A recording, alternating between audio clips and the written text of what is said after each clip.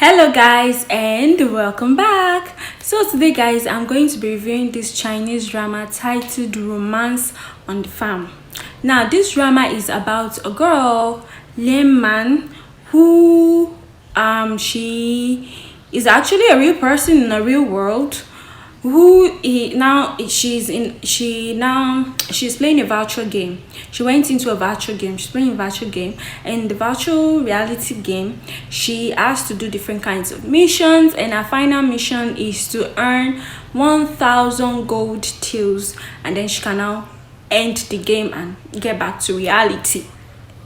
Now that's pretty much what it is. And the game, okay, in the reality, she's in like 2023 where she's playing the virtual reality game, and in the game she goes back in ancient days where she goes back. She's on a farm, she works on a farm. Her family is this poor family where they have to work hard on the farm, and our own, because they all live together with our uncles and our aunties, and our family are very biased, especially towards our family, because our dad is very quiet and our mom is very quiet. But given that she knows that she's in a virtual game, she has this mentality of that person too old, so she was able to fight for the protection of her parents and her own side of the family and everything like that. So that's pretty much what this drama is about. Now I got interested in this drama mostly because of the main male lead, because I'm a huge fan of the main lead.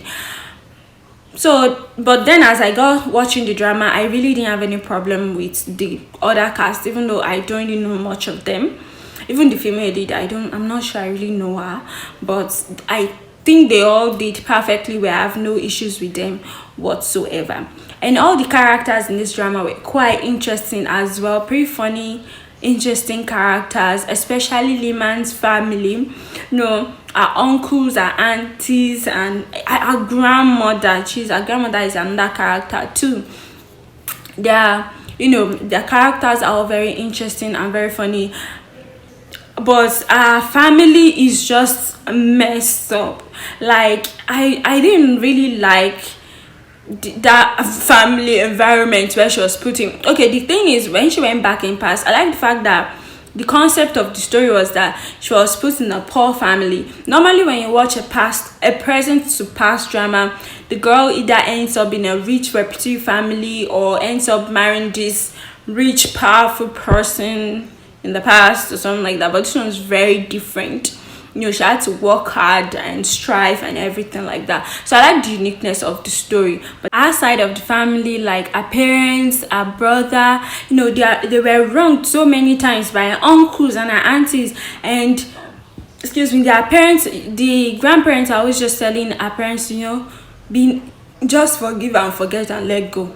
Nothing else. They're not allowed to talk or say anything until eventually our parents decided they want to break away from the family and do things their own. And our mom's family came out. I was like, so our mom had this such powerful family and she is suffering here.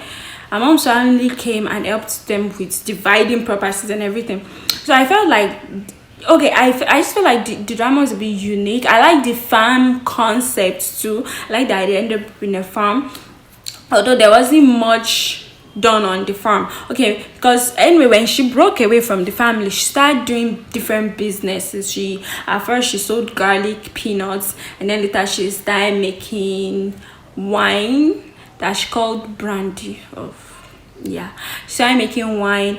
She started her own business, and then later on she opened a restaurant. She started her own business, and so later it wasn't mostly based on the farm anymore and everything, but I still like the concept of drama. Now the drama was quite interesting and quite funny from the beginning. I liked the drama from the very beginning. I enjoyed it because it was very funny and I was so into it, but God so help me, by the time I got to the middle of the drama, I started to lose interest.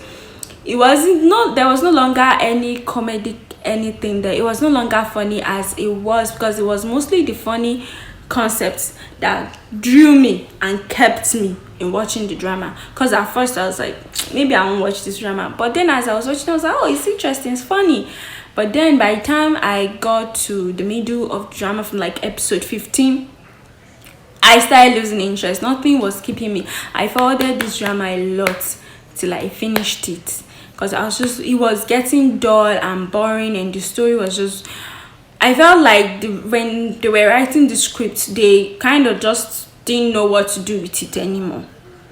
They didn't know how to attract the audience anymore. They were just confusingly writing anything and putting anything there and putting anything there, and they were jumping a lot of things. Like suddenly you just realize something has happened and you're like, okay, it has happened.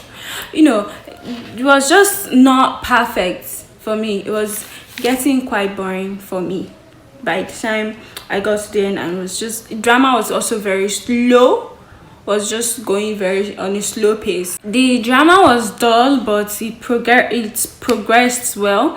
One thing I would say I like is the fact that the eldest uncle got the punishment, he got his retribution. Like, it was the one that did wrong the most, and the grandparents would just be like, they'll overlook it until he sold his own sister. Like, at first, at the beginning, you sold your brother's daughter for widow sacrifice, and then the next thing, you decide to sell your own blood sister, your younger sister, to become a concubine to one old butler like that. And I was just like, and then eventually his retribution, he went insane. So I am really sorry, but I am glad he got his retribution. He needed to get punished one way or another. So, and also, even though with everything that went on in the family, the whole drama and wahala that went on with the family, they all got back at the end. Everybody decided to see the value in themselves and in the family. So they all got back. Even the girl's family that broke away from the family, they decided to break the fence and join back with the family. So like that, they all got back together and they learned the value of family. And yeah, I also think the characters progressed. Like the girl, when she first joined the family, she was very, very poor. Her dressing and her visuals were different. So by the time she started her own business and she started making money, her visuals and her dressing changed. As it's like, as she made more money, her dress changed. As she made more money, her dressing changed, her visual changed.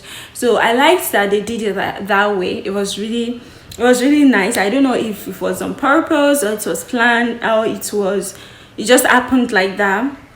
But I liked that. The ending was a bit vague for me, because I didn't understand whether she decided to stay in the present world or decided to go back to sleep forever and stay in a virtual game. I don't know. Yeah, the ending was just a bit vague for me, so I don't really get the ending very well. Because when you decide to write dramas like that, it can be very confusing. Adibin is present to past kind of drama. The girl can decide to stay in the past because that's a physical self there, but then now this one is a virtual game, and she has gone into the game. She fell in love with a character in the game. Everything that went there was a bit planned out for the game. So now did she decide to stay in the game because she's in love and leave her physical body somewhere and try to wear, like, when you write stories like that, you really need to think. When you have plot lines and concepts like that, you need to think very well of how you're going to end it. So what is going to be the idea and plan? Easily for them, they could have made it like the guy was also in a virtual game and she didn't know. And then suddenly they woke up in the present world and realized, oh, we're both in a virtual game together and we fell in love. So now let's continue our love in reality. But I don't think the guy too was in a virtual game, because they didn't show it that way. So did she decide to stay in the virtual game or a physical self? The ending was a bit vague. Like, I was a bit confused. So if anybody have watched this drama and you understand the ending, because honestly, as much I know I watch a lot of dramas, but sometimes I also don't get some of these things. So if you got it and understand it, please put it in the comment box and let me know what you think. So that's pretty much all I have to say regarding this drama today. Thank you guys so much for joining me. Remember, please, if you are yet to subscribe now. It doesn't take you anything. Just click that red square rectangle just click that subscription button, please, if you are yet to subscribe. If you think this video deserves a thumbs up, please give me a thumbs up. And thank you guys so much for watching today. I'll be waiting to read your comments. As always, enjoy watching dramas, and I'll see you in my next video. Bye.